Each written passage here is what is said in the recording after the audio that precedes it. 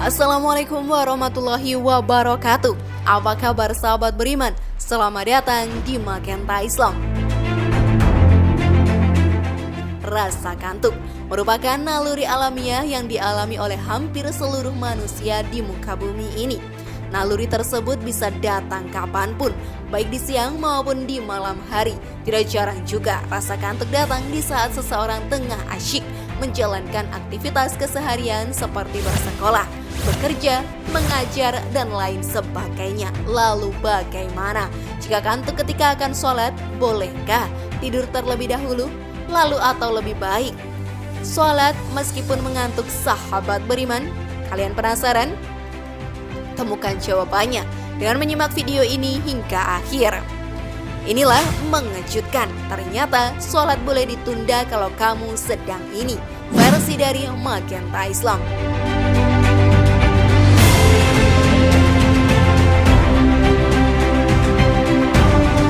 Mengantuk pasti dirasakan hampir semua manusia. Rasa kantuk merupakan tantangan utama dalam ibadah. Banyak orang yang meninggalkan sholat lantaran tidak kuat menahan rasa kantuk atau dalam kondisi tidur nyenyak, apalagi saat sholat subuh.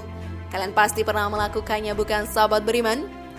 Bahkan bukan hanya sholat subuh saja, tak jarang mengantuk disebabkan oleh banyak hal. Ada yang karena kecapean sehabis bekerja, karena habis berolahraga, ataupun di saat sedang membaca buku. Persoalannya agak sedikit rumit ketika rasa kantuk tersebut mendera di saat seseorang akan melaksanakan ibadah sholat.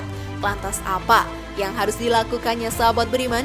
Maka mari kita bahas lebih dalam. Namun sebelum lanjut, klik dulu tombol loncengnya ya, supaya kita tetap bertebar syiar melalui channel ini. Mari berbagi pengetahuan dan ilmu yang bermanfaat. Amin ya robbal alamin.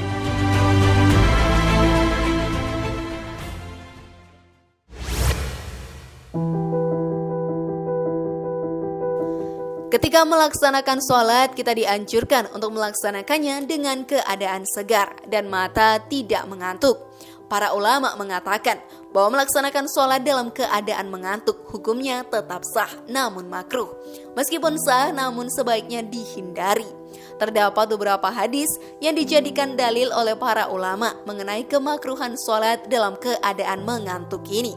Ini diantaranya adalah hadis riwayat Imam Bukhari bahwa Nabi Muhammad SAW bersabda, "Jika salah seorang di antara kalian dalam keadaan mengantuk dalam sholat, hendaklah ia tidur terlebih dahulu hingga hilang ngantuknya.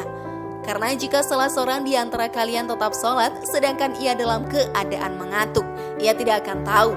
Mungkin ia bermaksud meminta ampun tetapi ternyata ia malah mencela dirinya sendiri." Hadis ini sahabat beriman berisi teguran bagi orang yang sedang mengantuk agar tidak melaksanakan sholat. Ia dianjurkan untuk beristirahat terlebih dahulu hingga rasa mengantuknya hilang dan kemudian setelah itu melaksanakan sholat kembali. Dalam hadis lain, Nabi SAW juga menegur Sayyidah Zainab agar jangan memaksakan diri untuk melaksanakan sholat dalam keadaan mengantuk. Hadis dimaksud diriwayatkan oleh Imam Bukhari dan Muslim sebagai berikut. Ia mendapatkan sebuah tali yang dibentangkan di antara dua tiang. Kemudian beliau bertanya, "Apa ini?" Para sahabat menjawab, "Ini adalah tali milik Zainab. Ketika dia sholat berlama-lama hingga kelelahan, maka dia bersandar dengan tali itu." Kemudian Rasulullah SAW berkata, "Lepaskanlah tali ini. Kalian harus sholat ketika dalam keadaan segar. Jika capek maka tidurlah." Mengantuk dan tidur adalah nikmat Allah yang sangat berharga. Hikmahnya ketika mengantuk mulai terasa, itu indikasi biologis bahwa fisik dan pikiran mulai lelah. Dan tidur adalah kondisi yang diberikan oleh Allah Azza wa Jalla untuk mengistirahatkan kinerja fisik dan pikiran untuk sementara waktu. Permasalahan mengantuk sahabat beriman ketika sholat memang banyak terjadi di kalangan masyarakat muslim. Dan solusi atas permasalahan itu sudah dibahas oleh para ulama. Meski di sana dijumpai sedikit perbedaan pendapat oleh para ulama. Sahabat beriman, Islam sebetulnya sangat mengerti dengan kondisi manusia. Sebab itu, ajaran Islam tidak pernah memberatkan dan selalu memberi solusi bagi orang yang tidak mampu mengerjakan secara maksimal. Bagi orang yang sedang mengantuk misalnya, dibolehkan untuk tidur sejenak sebelum mengerjakan sholat. Sebab kalau dipaksa langsung mengerjakan sholat dikhawatirkan tidak fokus dan khusyuk dalam beribadah. Namun, Imam Nawawi dalam Syarah Muslimnya menggarisbawahi bahwa anjuran tersebut bersifat umum, baik untuk sholat fardu maupun sunat di malam hari ataupun di siang hari. Jika kalian mengantuk, maka orang yang bersangkutan dianjurkan untuk tidur terlebih dahulu. Hal ini dimaksudkan hanya untuk menjaga kualitas sholat agar tidak dirusak oleh hal-hal yang membuat pelaksanaannya menjadi kurang hikmat dan khusyuk. Karena substansi sholat pada dasarnya adalah munculnya rasa tenang, fokus, dan khusyuk dalam hati. Poin ini akan sulit diperoleh oleh seseorang manakala ia sholat dalam kondisi mengantuk. Benar bukan sahabat beriman?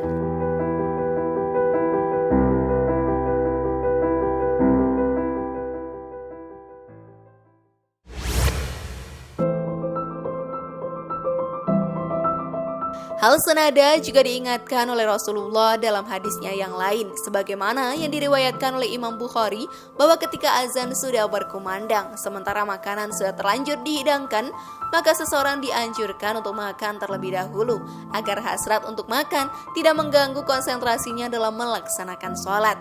Hal inilah yang kemudian mendorong sikap Sayyidina Ibnu Umar, sebagaimana dikutip oleh Ibnu Hajar dalam Fathah Al-Bari, Syarah Sahih Bukhari yang bersumber dari Nafi, bahwa beliau tetap meneruskan makannya tatkala iqamat sholat sudah dikumandangkan, serta imam sudah memulai bacaan sholatnya.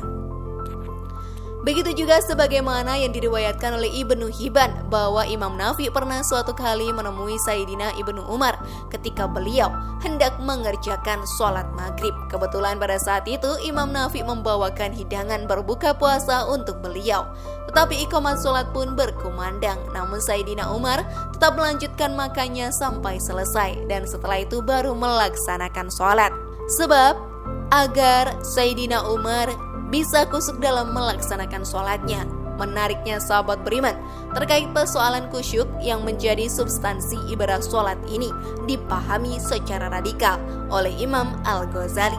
Beliau menyebutkan bahwa apabila khusyuk sulit diperoleh oleh seseorang dalam sholat berjamaah, maka sholat sendirian tapi khusyuk lebih baik ketimbang sholat berjamaah. Meskipun pendapat ini harus dipahami secara khusus dan dari sudut pandang yang berbeda, sebut saja dari tasawuf. Sahabat beriman, pendapat Al-Ghazali ini dikritik oleh beberapa ulama lain yang memahami bahwa mendahulukan sholat jamaah jauh lebih baik ketimbang mengerjakan derajat khusyuk yang notabene-nya bersifat anjuran dan abstrak. Sementara perintah untuk sholat jamaah ditemukan hampir di banyak riwayat dalam hadis-hadis Nabi. Perlu digarisbawahi juga terkait kebolehan mendahulukan tidur di saat sangat mengantuk atau makan di saat sedang sangat lapar. Daripada ibadah sholat harusnya diperbolehkan manakala pelaksanaan sholat tersebut tidak keluar dari waktunya. Dengan demikian, ketika waktu sholat sudah sempit atau hampir habis sementara rasa kantuk mendera serta rasa lapar menghadang misalnya, maka tetap saja seseorang dianjurkan untuk sholat terlebih dahulu untuk menghormati waktu sholat meskipun dengan kondisi yang sangat berat dan dilematis. Kebolehan ini berlaku bagi orang yang memang bisa memastikan akan bangun sebelum berakhir waktu sholat. Bagi orang yang berada dalam kondisi waktu sholat sempit dan sebentar lagi akan habis, seperti misalnya sholat maghrib, tetap untuk diwajibkan sholat terlebih dahulu. Begitu juga bagi orang yang berdasarkan kebiasaannya susah bangun kalau sudah tidur, diwajibkan juga baginya untuk sholat terlebih dahulu. Wallahu a'lam bishawab.